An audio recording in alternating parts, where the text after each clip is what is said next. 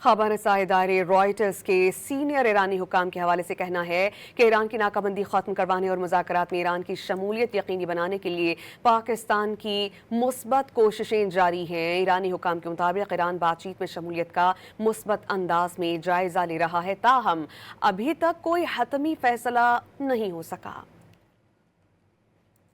खबर रसां इदारे रॉयटर्स के सीनियर ईरानी हुकाम के हवाले से कहना है कि ईरान की नाकाबंदी खत्म करवाने और मुज़ाकरात में ईरान की शमूलियत यकीनी बनाने के लिए पाकिस्तान की मुस्बत कोशिशें जारी हैं। ईरानी हुकाम के मुताबिक ईरान बातचीत में शमूलियत का मुस्बत अंदाज में जायजा ले रहा है, ताहम अभी तक कोई हतमी फैसला नहीं हो सका।